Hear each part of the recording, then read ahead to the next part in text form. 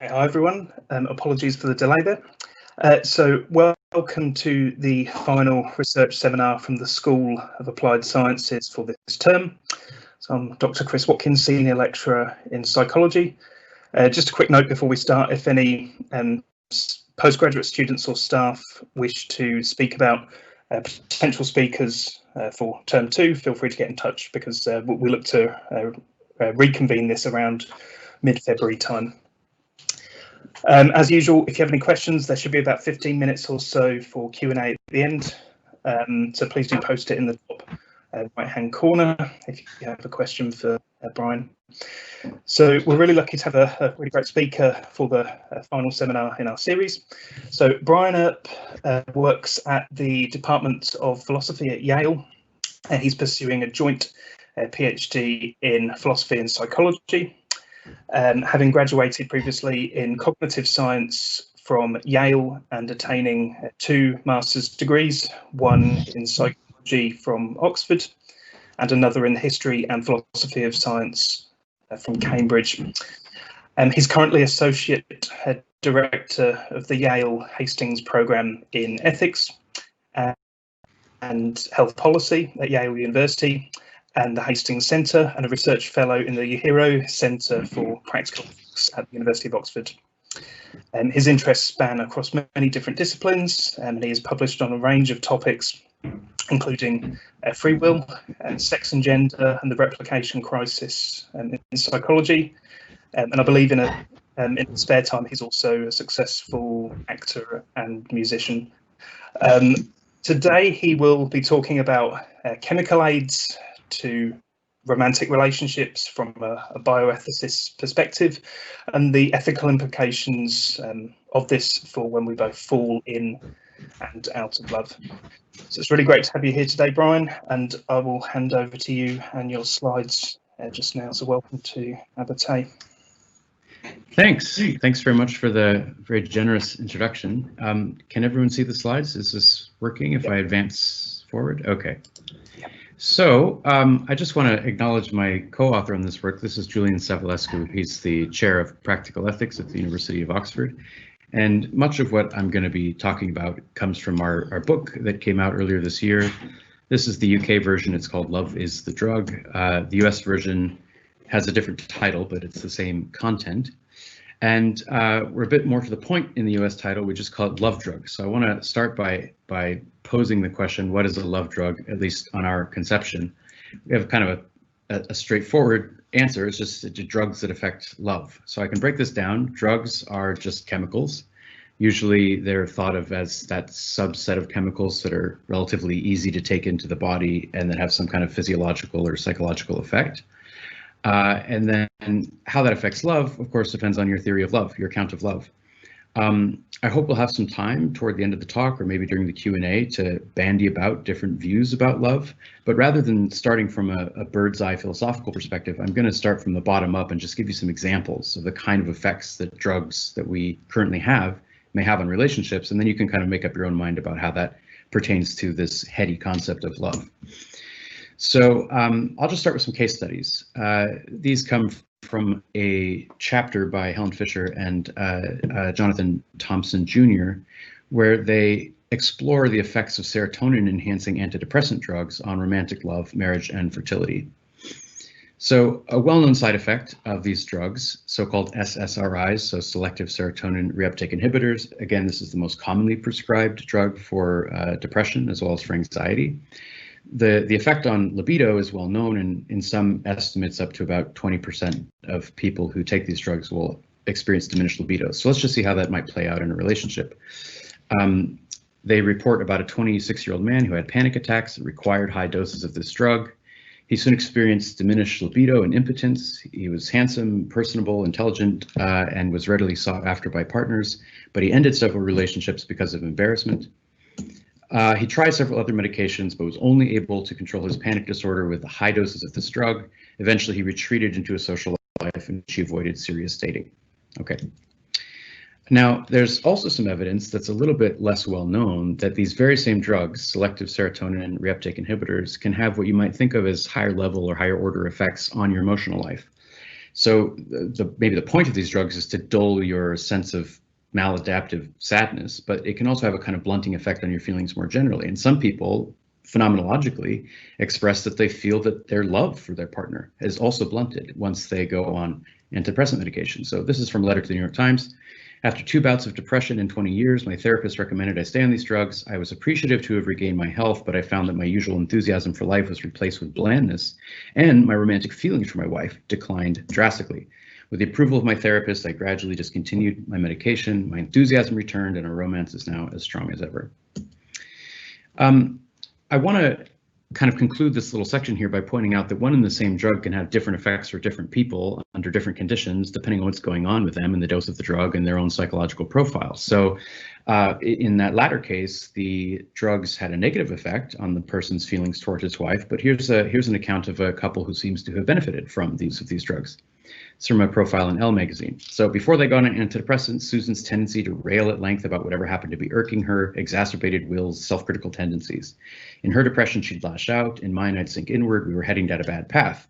But they both received treatment for depression that seems to have worked in their case, and so they agree their marriage is now better balanced. Susan's rough edges have been softened. Will has a boost from the medication, which has given his own confidence a lift, and he's become more forthcoming. We really are each other's best partners. To call us soulmates, I think, would be accurate. So I just want to pull out some quick points from these anecdotes. The first is to say that we already have pretty good reason to think that based on what we know about the chemical properties of these drugs and the neurochemical systems that they interact with, that there are already widespread effects happening on people's relationships from commonly used drugs that are prescribed today for medical purposes.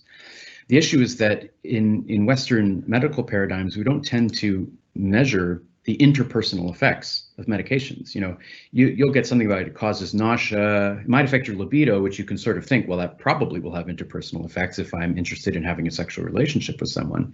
But on the side effect list on the bottle, it doesn't say, you know, may cause you to lose your feelings of romantic love for your wife. That's not one of the side effects that you read about. And although we have many anecdotes of those kinds of things happening, and you have good reasons to understand why it might happen, again, there's just not systematic scientific inquiry into the interpersonal, social, communal effects of drugs. And we think that that's a major mistake. So that's the first big thing we say in the book is it's not enough to study individuals and their private symptoms. If we're going to be taking drugs or prescribing drugs widely in society, we have to understand what the whole range of the effects are. And just because you don't measure an effect doesn't mean it isn't happening. It's still going to be happening whether you measure it or not. Okay, so that's a big call, is to shift from individuals and their symptoms to relationships and even broader social effects. We'll come back to that. And the point is that we should just study the effects of the currently used drugs so that we can avoid whatever are the worst dangers they may be posing to our relationships. But we also explore in the book a more optimistic thesis about whether it might be possible to harness some drugs to potentially improve our relationships in more targeted ways. So here I'm just going to dive right into the so-called psychedelic renaissance, which some of you may have heard about or you might be reading about in the newspapers. It's become pretty mainstream, but effectively there was this chill on research into psychedelic substances for about 40 years that's recently beginning to thaw with greater leeway from regulatory agencies. And so you're finding some very promising early trials of psilocybin, which is the active ingredient in so-called magic mushrooms, for things like depression, and they're trialing it for OCD and anxiety and post-traumatic stress disorder. And so far, the effects have been very powerful. I'm going to be talking in this talk about MDMA, which is from ecstasy. It's not technically a psychedelic because it acts differently on the brain, but it's sometimes counted among that group of drugs. So just last year, maybe this was already, no, 4 years ago now, the FDA designated MDMA as a breakthrough therapy for PTSD. And the same general lesson as I was raising about serotonin affecting drugs applies here, which is that the trials all focus on individuals and how their symptoms of PTSD are going. But we explore in the book the possibility of MDMA assisted psychotherapy for couples counseling. And as I'll explain in a little bit, this isn't a new idea. In fact, MDMA was originally used for couples counseling back in the 1980s before it escaped from the the lab and became a party drug. And so partly what we advocate in the book is resuscitating that old model, but in a more careful way. So it should be obvious that PTSD has effects on relationships. It doesn't only affect your own mental health, but it can negatively affect, committed long-term partnerships. It can affect closeness, intimacy, communication, decision-making, and can lead to destruction of relationships. So you have anger outbursts, improper impulses, and so forth. So an obvious point here is if you successfully treat PTSD by some means or another, it's likely to have positive implications for a romantic relationship, which would otherwise be disrupted by the PTSD. So kind of level 1 point is just, if it turns out that MDMA really is an effective treatment for PTSD, then indirectly it's going to have an effect on relationships simply by removing an obstacle to the flourishing of the couple.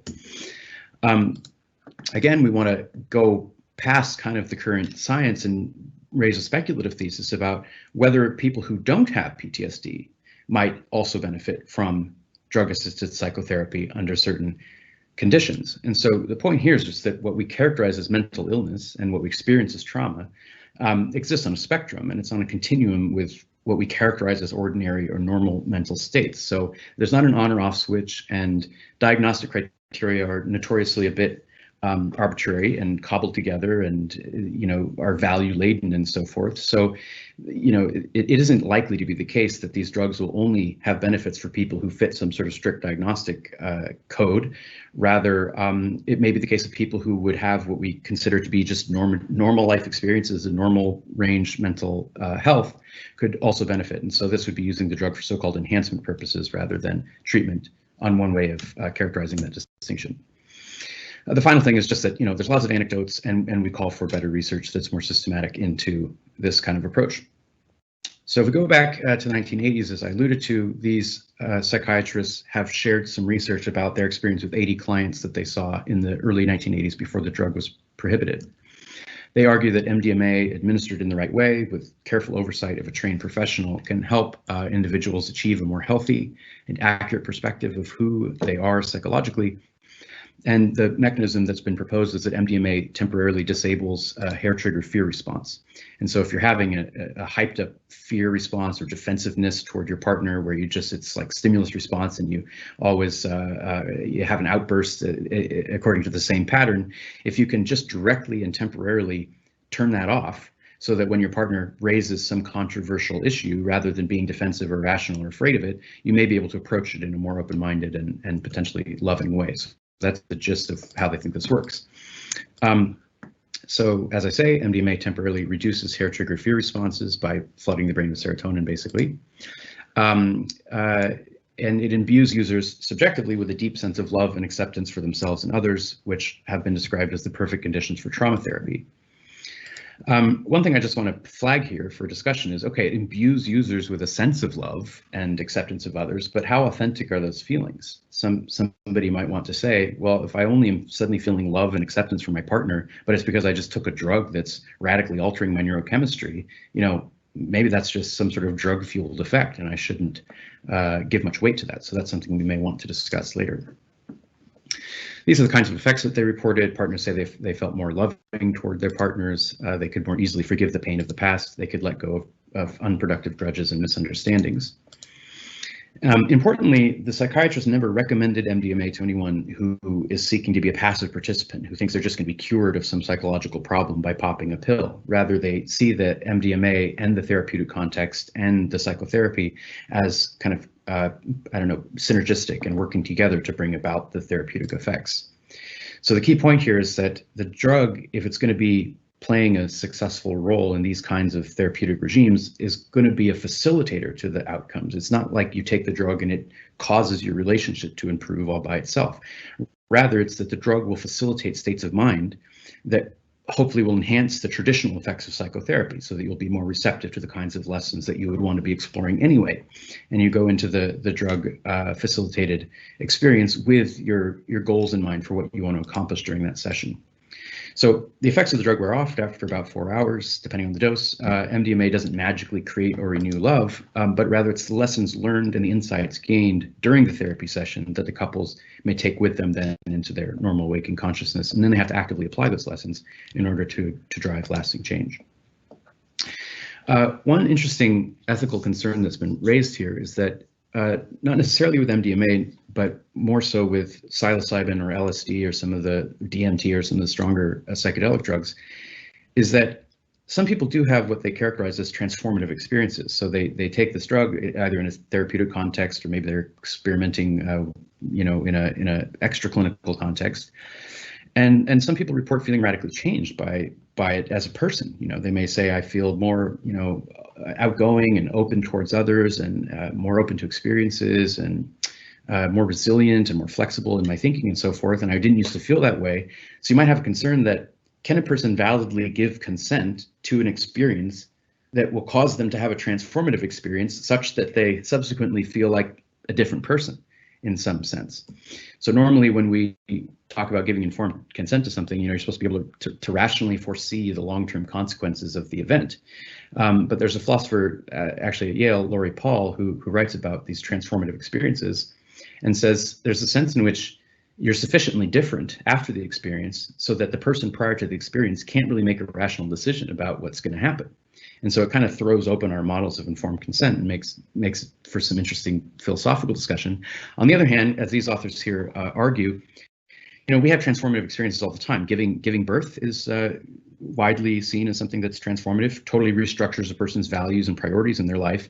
And no one would say you can't give consent to the kinds of activities that will cause you to eventually give birth. And so they think that this isn't really a major issue. You just have to prepare people as much as you can.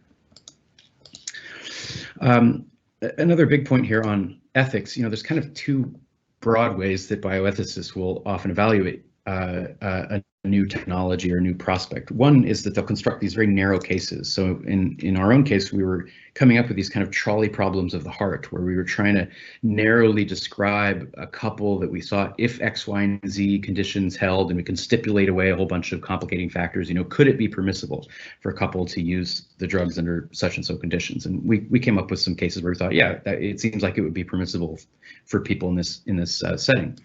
But what happened was a lot of our early critics said, well, fine, maybe if we go along with your examples, your intuition pump works and we think it could be permissible in that case. But what about the wider social implications? I mean, do we want to live in a society where people are using chemical substances to alter their minds in such a way as to influence their relationships? Do we want love to be under our control, or at least more easily influenced by technology?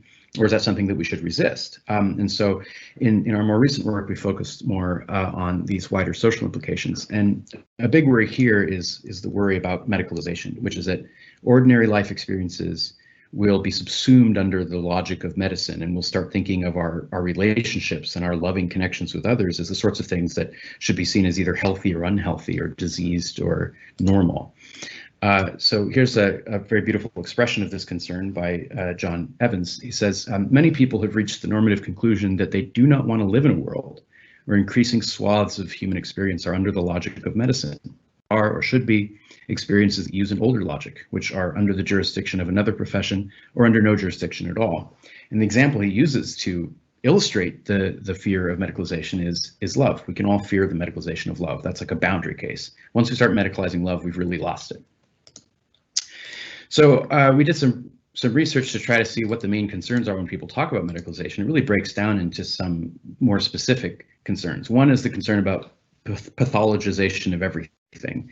The idea here is just if you start looking at ordinary life experiences under a medical lens, then you start seeing everything as either pathological or normal. And it's like, do we really want to be thinking of, if you're grieving after somebody dies, maybe that's the appropriate response. Do you want to really start calling that depression, for example?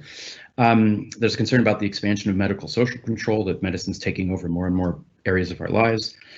A further pair of concerns is that when you look at things through a medical lens, you often have too narrow a focus on individuals and their biology rather than on the wider social circumstances in which the problem is occurring. And it causes you to then look for individualistic biological solutions rather than structural or systemic solutions.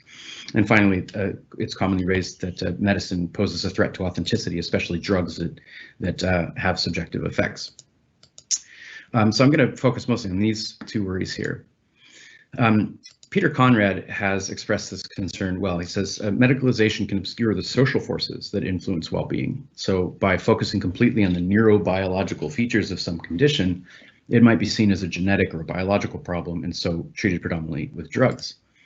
And Barbara Wooten has a very succinct way of spelling out why that might be a problem in her memorable phrase, "Always it is easier to put up a clinic than to pull down a slum." And so the idea is not just that it distracts away from wider systemic solutions, but that it actively disincentivizes making those kinds of changes, because you have a kind of jerry-rigged solution that more or less does the trick, but you don't deal with the slum, the economic disadvantage, for example. Joan OLeary has told a story that illustrates this in a different way. He describes the case of a psychiatrist who is eager to help his patients, but who fails to distinguish between suffering that's rooted in his patients' dysfunctional bodies and suffering that's rooted in their minds or their social contexts. So he has a patient who he has prescribed antidepressant SSRIs, as it happens, selective serotonin reuptake inhibitors. He says, "How's your medication working out?" She says, "It's working great. I feel so much better. But I'm still married to the same alcoholic son of a bitch. It's just that now he's tolerable." So when we read this case, it was kind of concerning to us, because one of the potential uses of neurochemical interventions that we had written about was the use of what we call anti-love drugs, which are drugs to help people get out of abusive relationships. And the whole idea now of mixing drugs in an abusive relationship just seems like maybe we're treading into some really sketchy territory here. So we have a whole chapter in the book on what we call chemical breakups. So here's what these critics, well, now they're colleagues, we've joined together on some subsequent projects, but they wrote in a critical vein here, and they said, "The first and most obviously justified intervention in a case of intimate partner violence is not to drug the victim into unfeeling, but is to alert the authorities to the violence and to refer her to supportive social and legal services."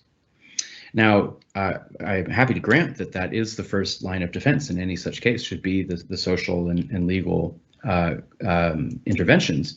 But Laura Purdie, a feminist bioethicist, has written about these general kinds of problems and has said, well, it's a little bit more complicated than that.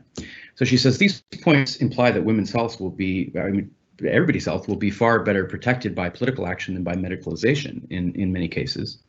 But does it follow that women's health should therefore be excluded from the medical realm? Surely not, because even in the best of circumstances, some proportion of women will require all the help that medicine can offer, and she thinks that there are reasons of justice to make sure that medicine is available in those cases for that subset of people for whom it's genuinely necessary, even if you're also working on the wider social context. So my colleague Christina Gupta just makes the obvious point: it isn't either or. It isn't either you intervene at the level of the individual or you work on social solutions. Rather, the individual and the structural, the biological and the social can be co-constitutive. And so she suggests that interventions aimed at the individual may be effective and have reverberating effects on the broader social issues. So if a medical intervention allows a person to, for example, get out of a bad situation and build resilience and campaign for healthier relationship patterns or something like that, then you can see how the medicine might have played a causal role in affecting a systemic change. So here's the general ethical framework that we sketch out for how so-called anti-love drugs could be used in such a way as to avoid their worst potential misuses. So we argue that the feelings in question are clearly undesirable. So we talk about, for example, pedophilia is a good example. If you have uncontrollable sexual attraction to a prepubescent child, the thought is that that's a bad feeling to have, and it would be good if you didn't have that feeling, including from the perspective of the person experiencing them. So this is somebody who says, I have these feelings and I recognize that I don't want to have them or shouldn't have them. The person then wants to use the biotechnology, believing reasonably that it will help them achieve their rational higher order goals, and so they would use it voluntarily. We're very concerned about people drugging each other's drinks or something like that, so that anyone would be exposed to any of these technologies against their will. And then a final constraint, just to really make it the strongest case possible, we say if the person can't overcome the undesirable feelings without the help of biotechnology, or at least can't do so without incurring major costs, then they should have access to biotechnology if it exists. So, in addition to pedophilia, we have some examples of if somebody has profoundly unrequited love for someone who will never return their feelings, and it's leading them to despair or to have suicidal ideation. Another example might well be if you find yourself uncontrollably attached to someone who abuses you and who you know you ought not to be attached to. It might be the case that biotechnology could be used in such a case. So Christina Gupta says she just would encourage scholars considering the ethics of biotechnologies to address problems that have both individual and social components to try to integrate those two perspectives. And that's basically the approach that we advocate in the book as well. So Eric Perrins has argued that, if you just have a blanket condemnation of medicalization, this would fail to acknowledge the respects in which people use medical technologies to gain control over their lives and to genuinely promote their flourishing. So some people say, well, if you take some drug, it's just a crutch. It's not really going to lead you to have a genuinely better life. And Eric's saying here, that's fine. Let's rule out the cases where the drug is being used in such a way that it doesn't actually promote the person's flourishing. That doesn't mean that there are no cases where drugs can genuinely promote flourishing, and we should be attentive to those possibilities. My colleagues and I say, if we anticipate some of the specific ways in which these technologies could yield unwanted outcomes, then we can hopefully direct the course of love's medicalization, if it's going to happen, more toward the good side and the bad. And so that's why we have to have these very sorts of conversations that I'm trying to open up here. So I've gone through my slides very quickly. I've reached the end of what I have slides on today. I'm happy to kind of ramble some more, but I'm also happy to just take questions and give ourselves some more time to talk through things at our own pace. Thank you very much to our speaker, Brian, for a really fascinating and stimulating discussion. That is it for the research seminar series for this term. So thank you all for coming to different talks over the term. Have a good Christmas and New Year. And yeah, thanks once again to Brian for finishing off the series. Thanks. So take care, everyone. Thank you. Bye. Take care. Bye-bye.